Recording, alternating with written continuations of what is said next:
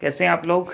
आज हम बात करने वाले हैं नए टॉपिक के बारे में। एक्चुअली जो टॉपिक है रिलेशन बिटवीन फिजिकल क्वांटिटी वो कल अधूरा रह गया था और आज हम उसको पूरा करेंगे।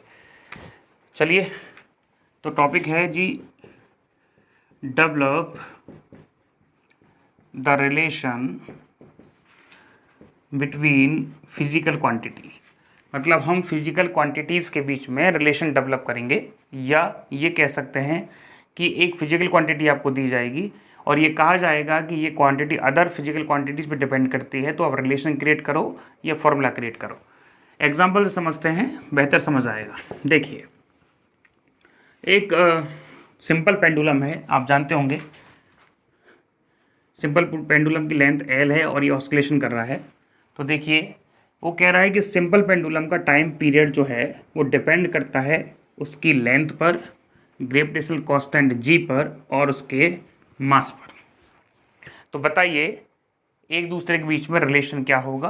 कई सारे ऑप्शन होते हैं, तो हम देखते हैं कि हमारा जो टाइम पीरियड है सिंपल पेंडुलम का वो डिपेंड करता है L, G और M पर। लेकिन हमें ये नहीं पता कि L कितनी बार आएगा, G कितनी बार आएगा या M कितनी बार आएगा। तो मान लेते हैं कि रिलेशन बनाने के लिए कि ये A टाइम है, ये B टाइम है और ये C टाइम है। जब प्रोपोर्शनलिटी का साइन हटाते तो क्या आता है, एक constant, that is LA, GB और MC। हाँ जी, कांस्टेंट का डायमेंशन हमेशा 0 0 0 होता है, तो इसका डायमेंशन लिखने की आवश्यकता नहीं है। इसका डायमेंशन ये अच्छे से लिखना चाहे तो क्या लिखेंगे, M0 L0 T1। इसका डायमेंशन नहीं लिखा क्योंकि 0 0 0 है, that is the constant. LA length की होती है L1, that is A। G की होती है L1 T-2 V और M की होती है M1, ये आ गया C। लिखिए टोटल लेंथ कितनी है, टोटल लेंथ है A और B। टोटल मास कितना है, टोटल मास है C और टोटल टाइम कितना है जी, -2B। देखिए कंपेयर किए दोनों तरफ, M0 L0 T1। Here mass और mass base is the base same है, तो पावर कितनी आ रही है इसकी, 0। इधर देखिए लेंथ ऐसा लिख सकते हैं क्या, A + B = 0, then A = -B। हाँ जी, देखिए -2B = किसके आ रहा है, 1 के। इसका मतलब V = कितना आएगा, -½ इसका मतलब A कितना आएगा इक्वेशन 1 से, +½ आप देख पा रहे हैं। चलिए, तो हम यहाँ रिलेशन बनाते हैं। आपने लिखा था T = K LA GB और MC। तो what is the A is ½ तो आप क्या लिखेंगे, जो हमारा A है वो आया है ½ G आया है -½ सॉरी B = कितना है, -½ और C कितना है, 0।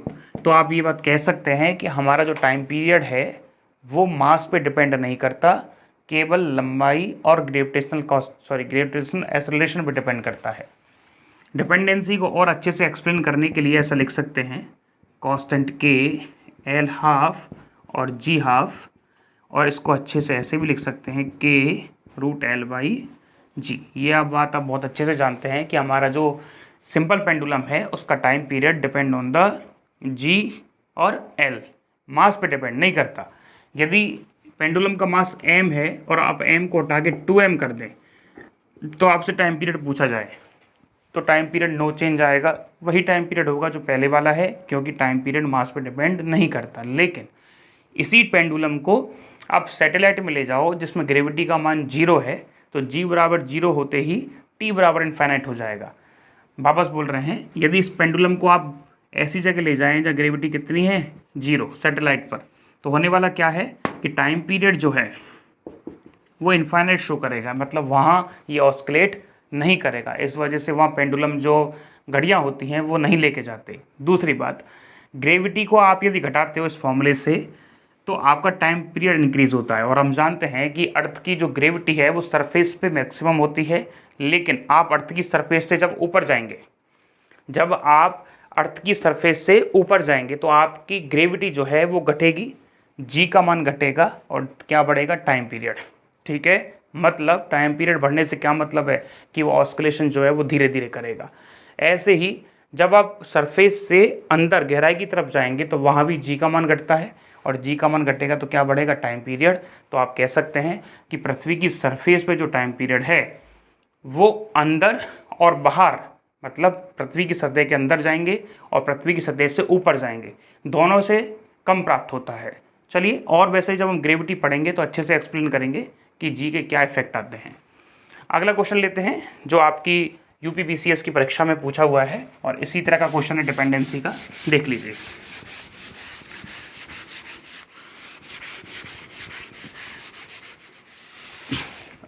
वो क्वेश्चन कहता है कि यदि बल मतलब फोर्स F, वेग या वेलोसिटी V, और एक और है दैट इज लेंथ L को फंडामेंटल क्वांटिटी या मूल राशि मान लिया जाए, तो बताइए m की डायमेंशन क्या होगी मास की। वापस बोल रहे हैं, यदि फोर्स, वेलोसिटी और लेंथ को फंडामेंटल क्वांटिटीज मान लिया जाए तो what is the dimension of mass. देखिए, हम मानते हैं कि मास डिपेंड करता है फोर्स पर, वेलोसिटी पर और लेंथ पर, और हम मानते हैं कि जो फोर्स है वो a टाइम, v टाइम और ये c टाइम आता है। मास का डायमेंशन होता है m1 L0 T0। प्रपोर्शनलिटी का जब साइन हटाएंगे तो एक कांस्टेंट लिखेंगे दैट इज k। आप लिखेंगे फोर्स का डायमेंशन m1 L1 T-2 और पावर आ जाएगी a। वेलोसिटी का डायमेंशन आएगा साहब L1 T-1 और b, और लेंथ का डायमेंशन आएगा 1 और c। चलिए, इसका डायमेंशन m0 L0 T0 इसलिए हमने नहीं लिखा है। टोटल मास का डायमेंशन कितना आ रहा है, इसमें मास का डायमेंशन आ रहा है केवल a। लेंथ का डायमेंशन देखिए, लेंथ आएगी l और एक आ रहा है a, उसके बाद आ रहा है एक b और एक आ रहा है आपका c। चलिए बात करते हैं टाइम पीरियड की, तो टाइम पीरियड की -2a और -b, -2a और -b आप देख पा रहे हैं, -2a और -b। चलिए ओके, इधर देखिए m1 L0 T0 कंपेयर कीजिए जी। m बेस सेम है तो a बराबर सीधा सीधा क्या आ रहा है आपका 1। लेंथ की बात करें तो a plus b plus c equal to कितना आ रहा है जी 0। बात करें टाइम की तो -2a minus b equal to आ रहा है 0। तो आप यहाँ से क्या लिख सकते हैं, 2a प्लस b बराबर 0 और 2a बराबर -b, दैट इज a बराबर -b/2। आप इससे ये रिलेशन निकाल सकते हैं। आप इसको उधर लेके जाएंगे तो v और -½ का भाग लगाएंगे, -2 का भाग लगाएंगे तो आ जाएगा -b/2। चलिए इसमें वैल्यू रखते हैं, a इक्वल टू 1 तो 1 प्लस और b plus c equal to 0। वहाँ से b का वैल्यू यदि इसमें रख दें तो कितना आ जाएगा, देखिए सॉरी, एक काम करते हैं, बेहतर ये रहेगा, a का वैल्यू 1 है तो यहाँ पे b का वैल्यू कितना कैलकुलेट हो रहा है, देखिए ज़रा।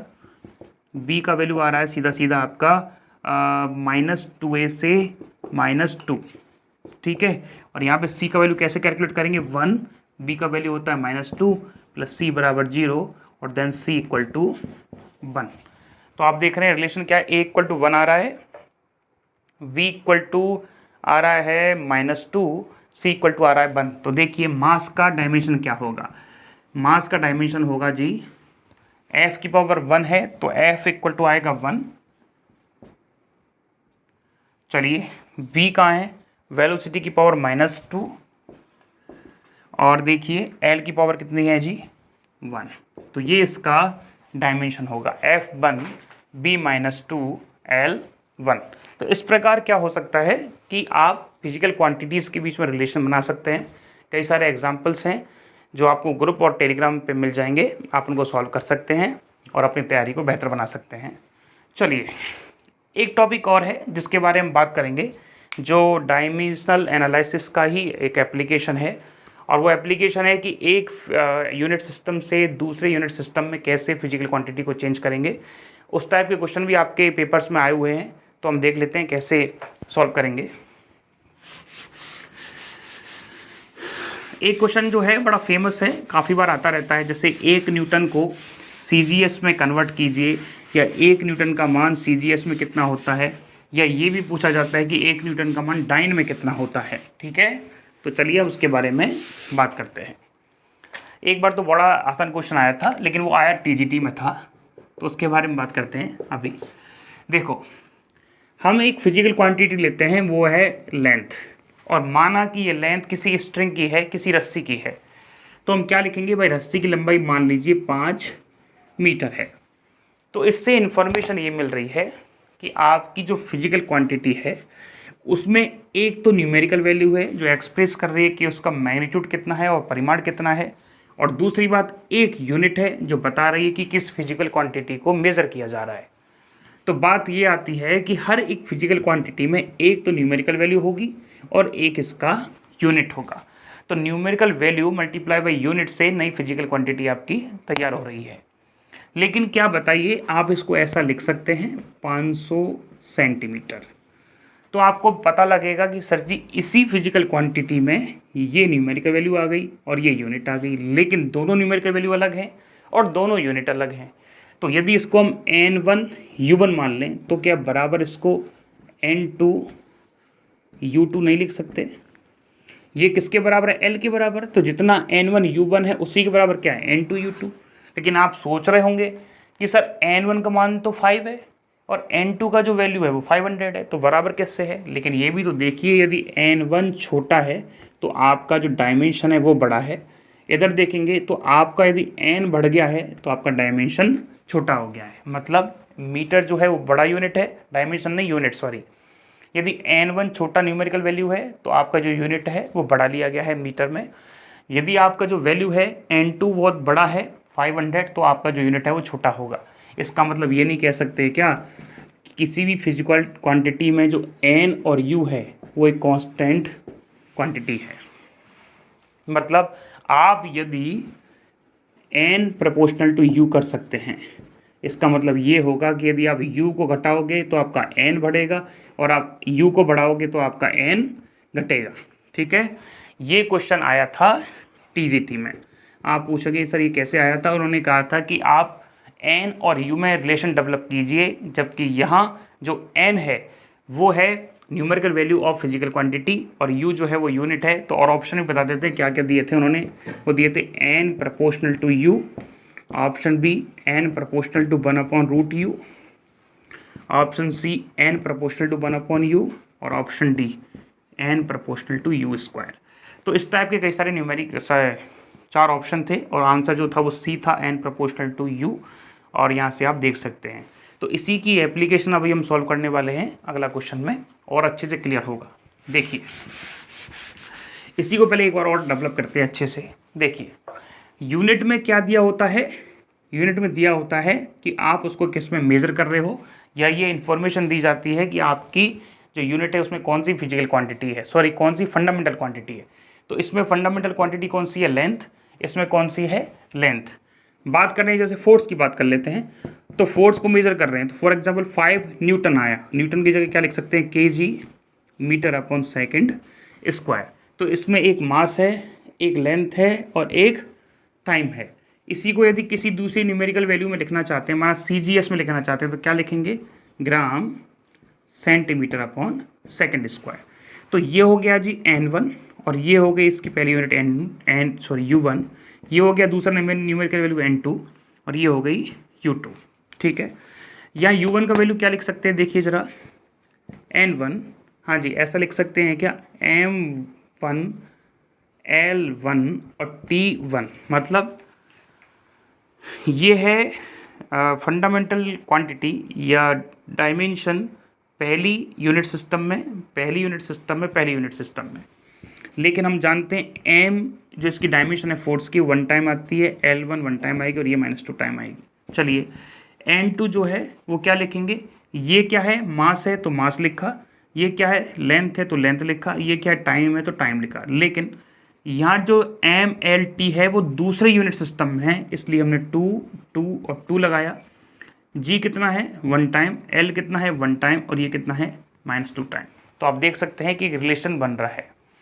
अब हमको क्या है कि इसका वैल्यू पता है 5 न्यूटन है, लेकिन हम N2 का वैल्यू नहीं जानते, तो आप क्या कर सकते हैं, N2 की वैल्यू सेपरेट करने के लिए N2 इक्वल टू N1, देखिए ऐसा लिख सकते हैं क्या, M1 अपॉन M2 की पावर 1, L1 अपॉन L2 की power 1 and T1 upon T2 की पावर -2।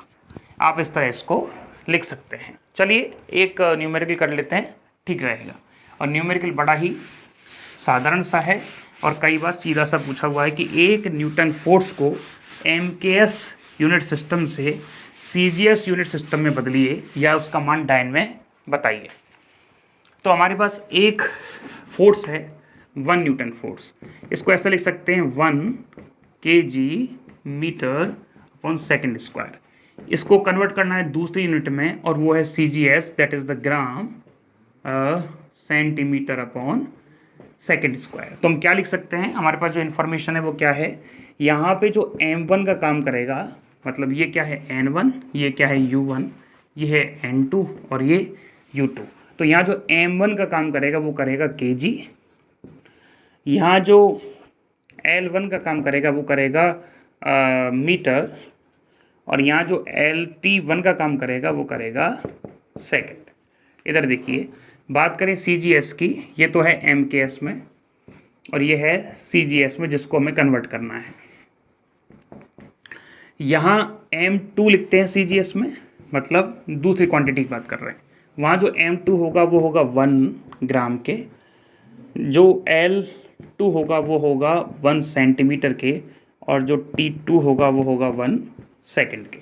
तो देखिए रिलेशन भी डेवलप करना चाहते हैं तो क्या लिखेंगे, N2 इक्वल टू N1, आप निकालना चाहते हैं N2 तो U2 का भाग लगा दीजिए, तो क्या लिखेंगे U1 अपॉन U2, और U1 का वैल्यू क्या है, U1 का वैल्यू है M1 L1 T1 that is 1 1 minus 2, और U2 का वैल्यू क्या है, U2 का वैल्यू है M2 L2 T2 1 1 माइनस 2।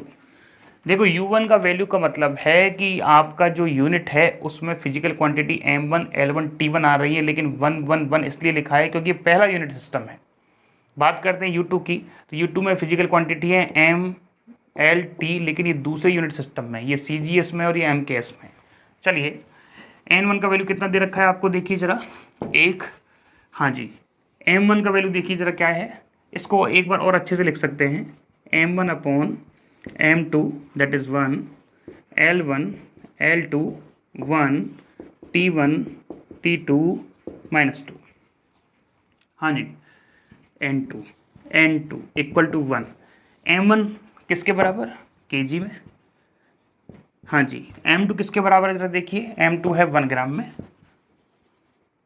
की पावर 1, L1 चेक कीजिए जरा 1 मीटर, L2 किस में है साहब 1 सेंटीमीटर में, इसकी पावर 1, ये है साहब आपका 1 सेकेंड, ये है 1 सेकेंड और कितना है -2, ठीक है। चलिए इसको इधर ले लेते हैं, अभी ध्यान से देखिए, हाँ जी N2 1 kg, जरा बताइए आप 1 ग्राम को क्या लिख सकते हैं, 10⁻³ kg।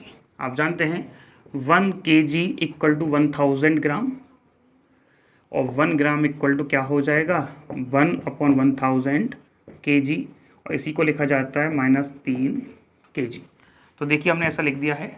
सिमिलरली 1 मीटर यहाँ क्या लिख सकते हैं बताइए, 10⁻² मीटर की पावर 1, और देखो 1 सेकेंड से 1 सेकेंड कट जाएगा तो 1 की पावर कितनी आ रही है -½ हाँ जी 1 kg से kg कट गया तो 1/10⁻³ की पावर 1, मीटर से मीटर कट गया तो 1/10⁻² दैट इज इंटू 1। किसी की 1 की पावर यदि -2 होगा तो भी 1 ही आएगा, हाँ जी ये ऊपर आएगा 10⁻³, ये ऊपर आएगा 10⁻² दैट इज 10⁻5, और ये किसके बराबर चल रहा है N2 के। तो that is the my answer. Final answer क्या होगा कि 1 kg metre upon second square, या 1 न्यूटन जो फोर्स होगा वो 10⁻5 gram centimetre upon second square के बराबर होगा, और इसी को ही डाइन कहा जाता है। ठीक है जी, तो आपका आंसर आपके सामने है। इस तरह आप एक यूनिट सिस्टम से दूसरे यूनिट सिस्टम में कन्वर्ट कर सकते हैं। देखो ये तो है एक प्रोसीजर जिससे हमको क्वेश्चन को सॉल्व करना है।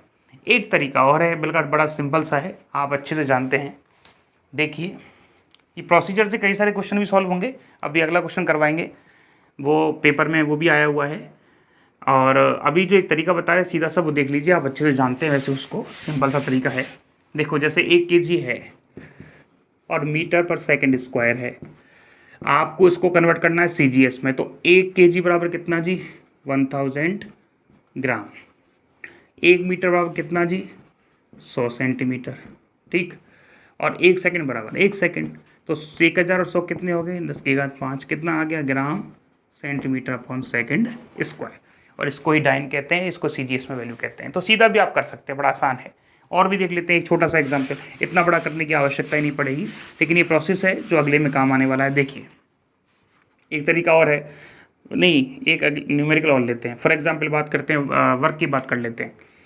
तो 1 kg metre square upon second square, ये है यूनिट ऑफ वर्क, जूल। इसी को कहते हैं फोर्स इनटू डिस्प्लेसमेंट। तो एक लेंथ एक्स्ट्रा आ गई है, इसको CGS में कन्वर्ट करो। तो हाँ जी, इसको क्या लिखेंगे, 1000 ग्राम। इसको क्या लिखेंगे, 100 सेंटीमीटर का होल स्क्वायर, और नीचे वाला सेकंड स्क्वायर। हाँ जी देखिए 1000 ग्राम इंटू 10⁴ लिख दें, centimetre square upon second square. क्या लिखेंगे, 10⁷ gram centimetre square upon second square. तो इस तरह आप किसी भी चीज़ को एक यूनिट सिस्टम से दूसरे यूनिट सिस्टम में कन्वर्ट कर सकते हैं, ठीक है। हाँ जी समझ में आया या नहीं आया, चलिए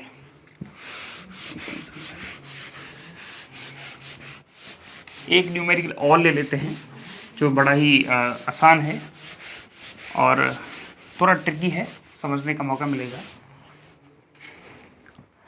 और वो न्यूमेरिकल है, 1 सेकेंड,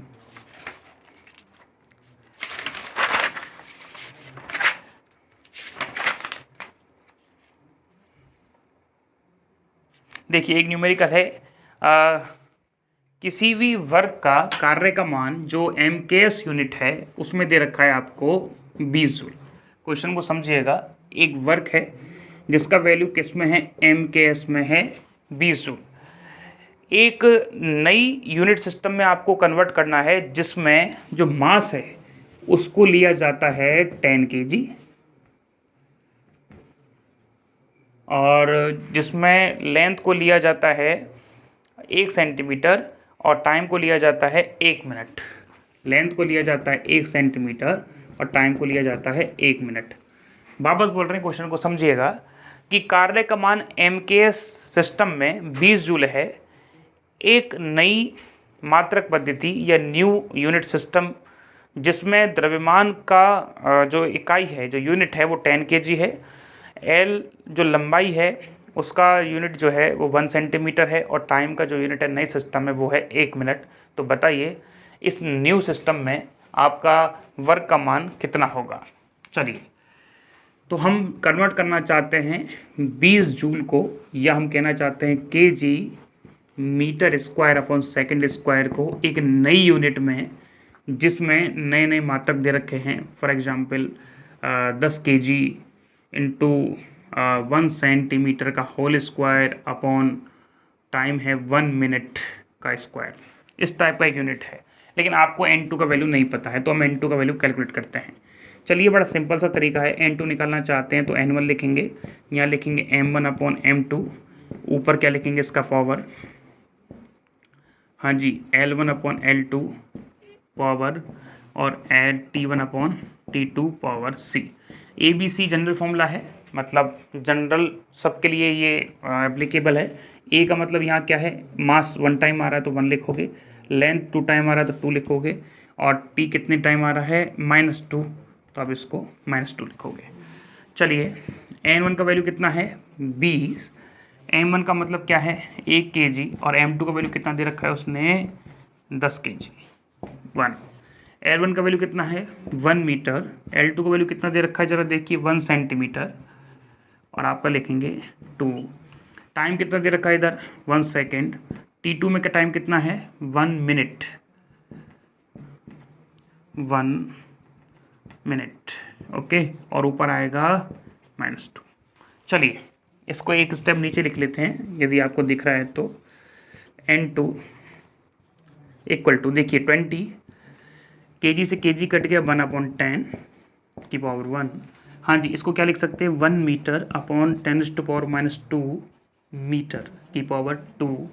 हाँ जी, 1 सेकेंड, और या नीचे लिख सकते हैं 60 सेकेंड और -2। आ जाइए ऊपर लेके चलते हैं इसको। N2 equal to 20। हाँ जी, देखिए इधर 1/10 मल्टीप्लाई बाई, और क्या है ये ऊपर आएगा -+2 का स्क्वायर, और देखिए नीचे क्या है, ये उल्टा हो जाएगा बेटा, ये हो जाएगा 60 का होल स्क्वायर। हाँ जी, 20 1/10 10⁻⁴ 36 × 10⁻²। ये कैंसिल आउट हो गया, 2 36 10⁻6 that is 72 10⁻6 kg new system में, मतलब ये N2 की वैल्यू आ गई। तो आपका देखिए आंसर ये आ रहा है 76 10⁻6, सॉरी 72 10⁻6। तो आप इस तरह किसी भी एक यूनिट सिस्टम से दूसरे यूनिट सिस्टम में वैल्यू निकाल सकते हैं। चलिए एक और न्यूमेरिकल ले लेते हैं।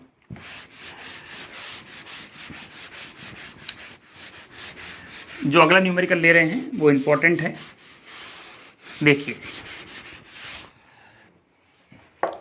एक न्यूमेरिकल है जी, हम बोल रहे हैं एक प्रेशर है CGS में, प्रेशर दे रखा है आपको CGS में। इसमें इस प्रेशर को एक ऐसी यूनिट सिस्टम में कन्वर्ट करना है जहां जो मास है वो है अल्फा ग्राम में, और जहां लेंथ है वो है बीटा सेंटीमीटर में, और एक है टाइम जो है वो गामा सेकंड में है।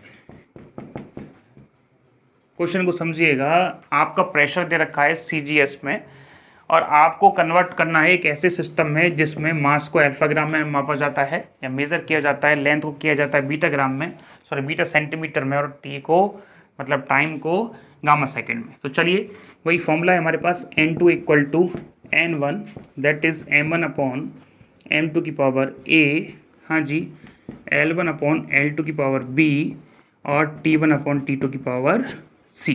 मतलब यहाँ ABC डायमेंशन है, वो पता लगेंगे अभी कितना आती है, क्योंकि प्रेशर की डायमेंशन क्या होती है F/A से कैलकुलेट कर सकते हैं। तो आ जाएगी M1 L-1 T-2, L1 आता है -2 हो जाएगा, ठीक है, ये डायमेंशन आ जाएगी। तो यहाँ A की वैल्यू कितनी है देखो जी 1, B की वैल्यू कितनी है जी -1 और C की वैल्यू कितनी है -2। चलिए N1 का वैल्यू 1 मान लेते हैं कि उसने दिया है, प्रेशर 1 है, ठीक है, मतलब आपको एक CGS में जो वैल्यू है इसका न्यूमेरिकल वैल्यू 1 है, कहने का मतलब जो N1 दे रखा है वो दे रखा है 1, ठीक है, हाँ जी 1।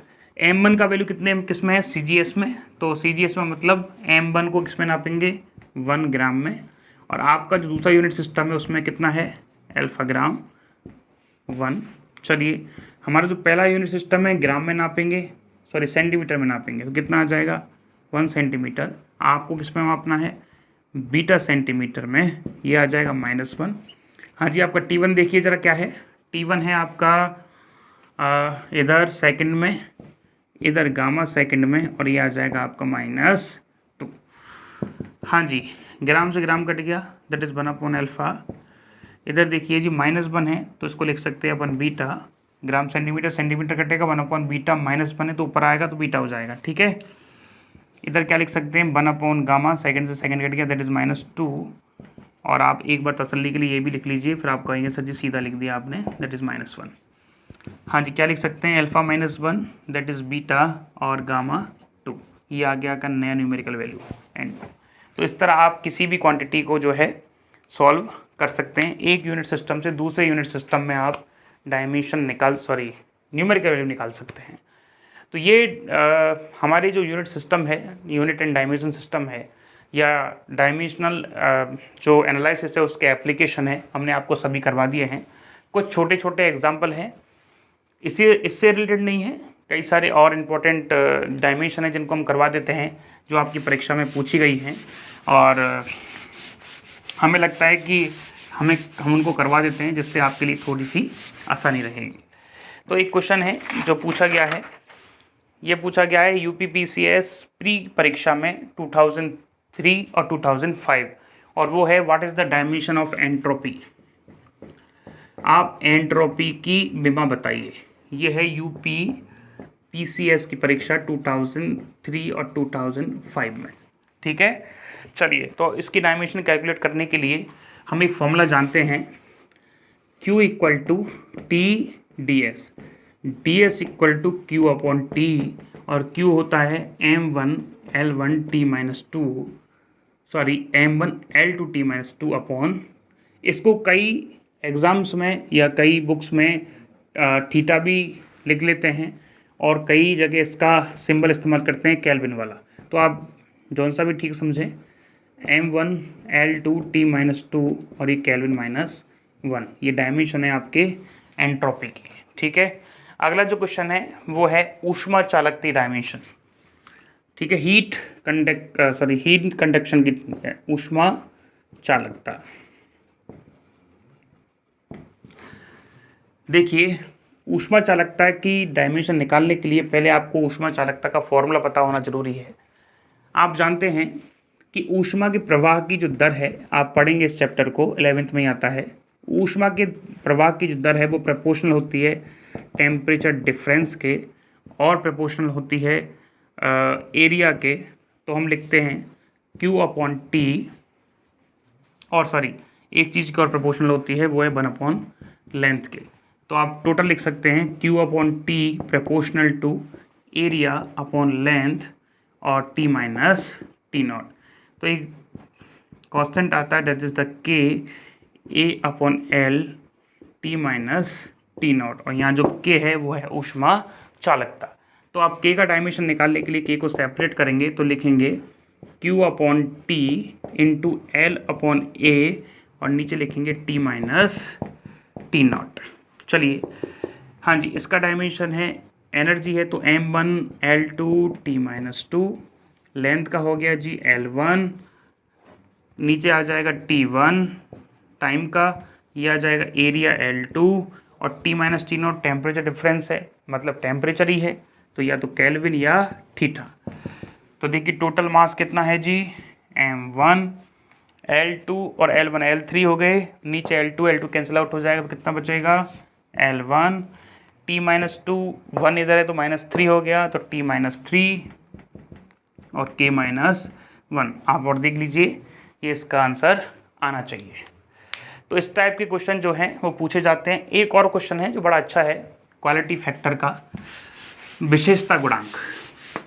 आप जब AC करंट का चैप्टर आपने पढ़ा होगा, अल्टरनेटिव करंट का, तो वहाँ एक LCR सर्किट में कल भी बताया था हमने, जहाँ एक इंडक्टर, एक कैपेसिटर और एक रेजिस्टेंस सीरीज में जुड़े होते हैं, तो वहाँ एक रेजोनेंस की कंडीशन होती है, और कल बताया था उसकी जो फ्रिक्वेंसी आती है 1/√LC आती है। तो यहाँ एक क्वालिटी फैक्टर भी आता है जो हमको क्वालिटी बताता है किसी भी सर्किट की, तो उसको ऐसे शो करते हैं, ये हमारी तीक्ष्णता को बताता है, ये होती है फ्रिक्वेंसी FR, यहाँ अर्धशक्ति बिंदु होते हैं, ऐसा एक टॉपिक आता है। तो यहाँ एक क्वालिटी फैक्टर नाम की चीज़ है, तो उसका डेफिनेशन या उसका फॉर्मूला होता है Q बराबर ω/R, मतलब रेजोनेंस फ्रिक्वेंसी और इन फ्रिक्वेंसी का डिफरेंस। FR माना ये F1 है और ये F2 है, तो बैंड विड्थ कितनी हो जाएगी, F2 माइनस F1। वापस बोल रहे हैं, क्वालिटी फैक्टर का फॉर्मूला आता है आपका जो रेजोनेंस फ्रिक्वेंसी FR और F2 minus F1 band width, इसके नीचे भाग लगाया जाता है। तो ये भी एक फ्रिक्वेंसी है, ये भी एक फ्रिक्वेंसी है, फ्रिक्वेंसी से फ्रिक्वेंसी कैंसिल आउट होगी तो कितना डायमेंशन आएगा, m0 L0 T0। चलिए, ये क्वेश्चन भी आपके ही एग्जाम में पूछा गया है। तो इस प्रकार हमने कोशिश की है कि आप मैक्सिमम क्वेश्चन यहाँ कवर हों, आपको हर एक चीज़ को समझाया जाए। लेकिन प्रॉब्लम ये है कि आप यदि इस वीडियो को देख रहे हैं तो प्लीज़ हमको ये बताइए कि किस तरह के क्वेश्चन हमें और इसमें कलेक्ट करने चाहिए, आपको समझाने चाहिए। कल हम बात करने वाले एक नए टॉपिक पे, आपका जो सिलेबस का अगला टॉपिक है आई थिंक वेक्टर है, और कोशिश करेंगे कि पर डे में जो आपकी वीडियोज़ हैं उनकी संख्या बढ़ाई जाएँ। अब एक वीडियो नहीं, 2 वीडियो आपको प्रोवाइड करवाई जाएँ। उम्मीद है कि आने वाले समय में हम आपके साथ अच्छे से काम करेंगे, और हम आपसे भी यही उम्मीद रखते हैं कि आप हमारे साथ भी अच्छे से काम करेंगे। ग्रुप और टेलीग्राम में जुड़ें, वहाँ जो क्वेश्चंस आ रहे हैं, जो होमवर्क में क्वेश्चंस दिए जाते हैं, उनको आप सॉल्व करें। कल के होमवर्क को अभी हमने शायद यहाँ नहीं लिया है, और ऐसा करते हैं आज और मौका देते हैं आपको, आप उनको सॉल्व कीजिएगा। कल की वीडियोज़ में उनको बताते हैं, नहीं तो वीडियो बहुत लंबा चला जाएगा। चलिए मिलते हैं नेक्स्ट वीडियो में, हमें सुनते रहिए, समझते रहिए। Thank you.